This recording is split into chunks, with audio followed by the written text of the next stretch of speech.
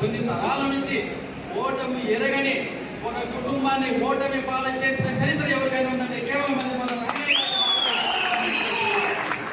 ఇప్పుడు మీ కోట్లు ఎక్కడి నుంచి వచ్చినాయి?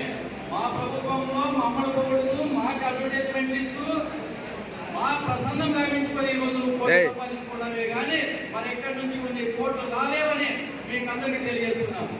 అదేవిధంగా నేను కూడా ఒక కాంట్రాక్ట్ని 2000 సంవత్సరం నుంచి ప్రొఫెషనల్ కాంట్రాక్టర్నే పోతా అన్నారు. అదేడో ఫోటో తీస్తారు, ఏడో ఫోటో తీస్తారు, ఇవన్నీ నేను పెట్టిన ఏం చేస్తున్నాను. కాంట్రాక్టర్ అంటే గుత్తేదారు అంటే ప్రభుత్వం ఒక వర్క్ని ఇస్తే మేము ఇంత పనికి ఇంత రేటుకి చేయగలుగుతామని పోటీ పడతాం. మేము 100 రూపాయల పనిని నేనేమనుకుంటా 95 చేస్తానండి, ఇంకో 90 అంటాడు.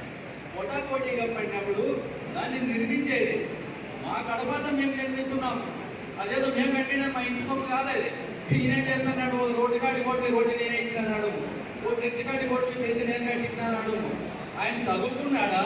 చదువుకున్న జ్ఞానే, చదువుకోని అజ్ఞాన మనకే తెలియకుండా పోతాం. మన ప్రభుత్వం మనం ఇచ్చిన పనులు ఆయన చేసి ఇవన్నీ నేను కట్టే నేను కొట్టినాను, నేను కూడా కట్టాను, జూనియర్ కాలేజ్ కట్టినా, ఎక్కడ లేదు నాణ్యతతో కట్టాను. నేను ఈ కాలేజ్ నాదని ఏ రోజు చెప్తుంది. బ్రహ్మాండంగా సన్మానించినారు నన్ను. ఎవరు ఆర్జేడీ గారు వచ్చి ఇంత నాణ్యత గల బిల్డింగ్ ఎవరు నిర్మించలేదు, కాంట్రాక్టర్ పిలవడానికి ప్రత్యేకంగా సన్మానించినారు. ఎందుకంటే మనం ఏదైనా ఒక పని చేసినప్పుడు ఒక ప్రభుత్వానికి ప్రజలకు అనుసంధానకర్తగా ఉంటూ ఒక గుత్తేదారుగా నిర్మించబడేవాడే ఒక గుత్తేదారు. కాబట్టి కేవలం దాన్ని నిర్మించినామని సాటిస్ఫై తప్ప వేరే ఉండదు. కాకపోతే ఏమైపోయిందంటే ఏదో అడలేదు తీసుకున్నాము, పడలేదు తీసుకున్నాము, ఏదేదో మనకు అది అర్థం కాదు.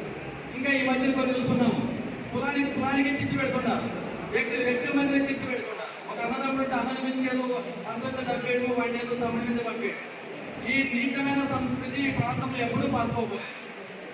ఎక్కడైనా ఈ ప్రాంతంలో దాదాపుగా నేను 94 నుంచి ఏజెంట్గా కూర్చుంటా. విచిత్రమైన చుట్టుపక్కల ఎన్నో మనం అలజడులు రేపుకున్నాం. ఎలక్షన్లో కూడా స్నేహభావంతో తెలుగుదేశం పార్టీ వాళ్ళు, కాంగ్రెస్ పార్టీ వాళ్ళు, మేము వైఎస్ఆర్సీపీ వాళ్ళు కంటిన్యూగా వచ్చినాం. మేమంతా కూడా సోదరభావంతో ఉన్నాం. కానీ ఏ పల్లెల్లో కూడా ఇంటిమీదైన గొడవలు ఎక్కడ జరిగిన దాఖలు లేవని తెలియజేస్తున్నాం. ఈ రోజు కూడా ప్రతి బూత్ కన్వీనర్ కానీ, బూత్ సంబంధించిన సభ్యులు కానీ పోరాటంతో ఒక స్నేహభావంతో మన ఓటు ఏవైతే ఉన్నాయో మన పార్టీ మీద ప్రజాభిమానం ఏదైతే ఉందో ఆ ప్రజాభిమానాన్ని, ప్రజల ఓటు బ్యాంకుని మనం ఖచ్చితంగా బూత్ దాకా తీసుకుపోయి మనం అఖండ మెజార్టీతో రంగయ్య గారిని, అదేవిధంగా శంకరనారాయణని ఖచ్చితంగా గెలిపించుకోవాల్సిన ఆవశ్యకత ఎంతైనా ఉందని తెలియజేస్తున్నాం. ఒకటి మనం పరిపూర్ణంగా తీసుకుందాం. ఈ ప్రాంతవాసులు